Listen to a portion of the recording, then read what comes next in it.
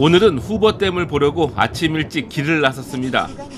라스베가스 인근에 있지만 잘 가지 않는 곳인데 꼭 들러보기 위해서입니다. 요즘 물 부족 현상이 심해졌다고 하는데 직접 보기 위해서입니다. 라스베가스 동쪽으로 20마일 정도 달리다 보면은 볼더시티가 나옵니다. 말 그대로 가는 길 내내 돌길, 돌산들만 보입니다.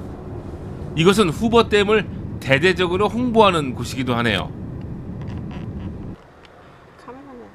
가다 보면 검문소가 나옵니다. 무기와 드론 반입이 금지되어 있습니다.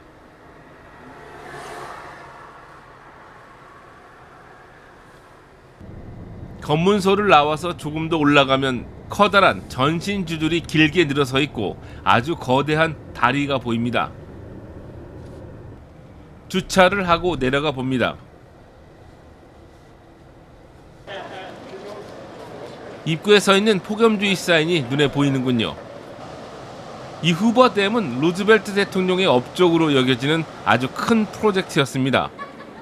1935년 준공을 선언했으며 1년 후인 1936년 발전소 시설이 완공되어서 1961년 18번째 발전기까지 돌리게 되면서 상업 발전을 하게 됐습니다. 후버댐은 당시 세계 최대 규모의 전기 설비이자 세계 최대의 콘크리트 건축물이었고 건설 기술의 비약적인 발전을 촉진했습니다. 그러나 건설 과정에서 확인된 사망자만 112명으로 알려지면서 그 공과는 논란의 여지가 있습니다. 마치 금문교나 미국의 철도들처럼 말입니다. 후버댐은 본래 볼더댐으로 명명돼서 아까 지나친 볼더시티가 생겨났는데 31대 허버트 후버 대통령을 기념해 지금의 이름으로 바뀌었습니다. 이 댐의 역할도 물을 대주는 것이죠. 그런데 최근 기후변화와 가뭄으로 물이 말라가고 있습니다. 오는 길에 레이크 메드도 그렇고 이곳의 물도 말라가고 있습니다. 매우 심각한 상황입니다. 오랜만에 카메라 앞에 이렇게 서봤습니다. 이 좋은 소식을 전해드려야 할 텐데 오랜만에 후버댐까지 와서 기후변화 얘기를 안 드릴 수가 없습니다. 물이 빠진 곳만 봐도 한눈에 심각한 일임을 알 수 있습니다. 오늘 이 후버댐을 방문한 모든 여행객들이 저마다 같은 생각, 이 기후변화가 정말 이제 심각하구나 라는 생각을 좀 가져갔으면 하는 바람입니다. 단순히 물 부족 사태만 일으키는 것이 아니라 전기 발전도 원활하지 않아서 현재 조절 중에 있다고 합니다. 근본적인 이유로는 앞서 언급한 기후변화가 가장 큰데 캘리포니아에 극심한 가뭄이 나타나면서 더 많은 수자원을 캘리포니아로 보냈기 때문으로 알려지고 있습니다. 후버댐의 워터 레벨은 지난 7월을 기준으로 1937년 이후 가장 낮은 수치였습니다. 물론 겨울 장마철이 있다고는 하지만 회복하기 어려워 보입니다. 후버댐은 네바다와 아리조나를 잇는 독특한 구조입니다. 따라서 이곳에는 두 개의 타임존이 존재하죠. 애리조나 주에 주차할 수도 있고 또 네바다에 주차할 수도 있습니다. 재밌습니다. 그리고 이곳은 영화 트랜스포머 섹터 7이 있던 곳이죠. 그나저나 날이 무척 덥습니다. 후버댐 물병을 기념으로 구입해서 숙소로 돌아왔습니다.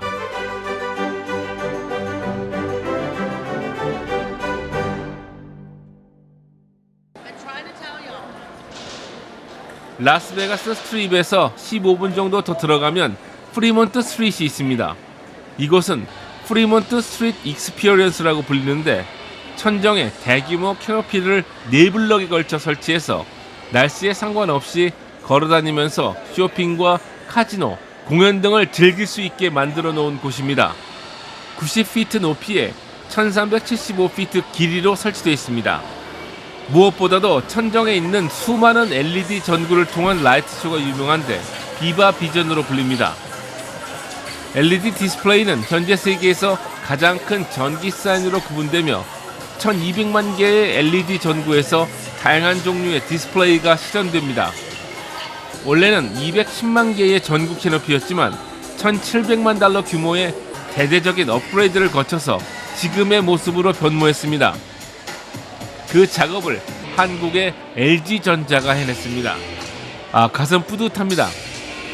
그리고 이 전체 길이를 아우르는 짚라인이 유명합니다.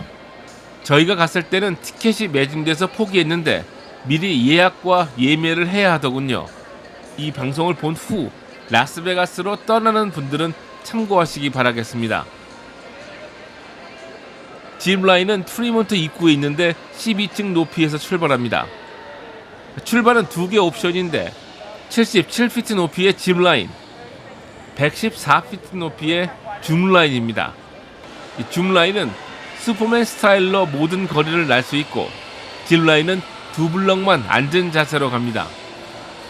저는 워낙에 롤러코스터나 이 짚라인 등을 싫어해서 별 감흥은 없습니다만 나머지 가족들은 몸이 근질근질했나 봅니다.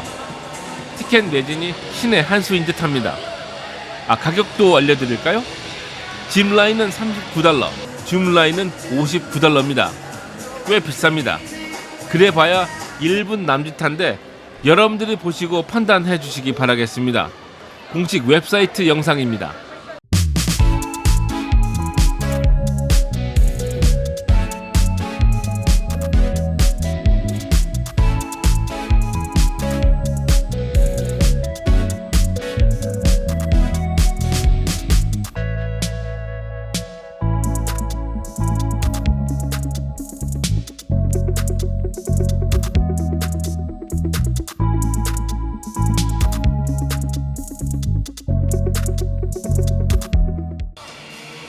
이 거리에는 현재 7개의 호텔과 카지노가 있습니다.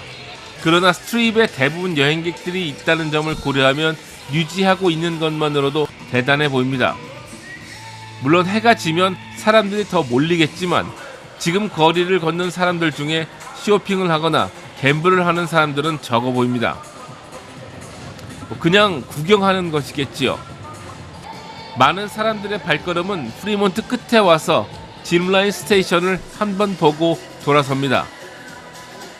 라스베가스의 경기가 좋지 않다는 것, 소비 심리가 위축됐다는 것, 먹고 살기 힘들어지고 있다는 것을 보여주는 단편적인 예가 아닐까 합니다. 이것은 베가스뿐만 아니라 베가스로 몰리는 사람들의 오리지널 타운 얘기가 그렇습니다. 결국 전체적인 미국의 경기가 예전 같지 않다는 것이겠죠. 아이스크림을 하나씩 먹으면서 더위를 달래보다가 문득 느낀 어두운 면이 아닐까 합니다. 그래서인지 이런 기간에 여행 온 사람들은 더 즐겁고 더 풍성하게 시간을 보내다 갔으면 하는 바람입니다. 이렇게 라스베가스 둘째 날도 일정을 마쳤습니다. 3부에서는 라스베가스의 야경과 작은 베네치아를 둘러보겠습니다. 3부에서 뵙죠.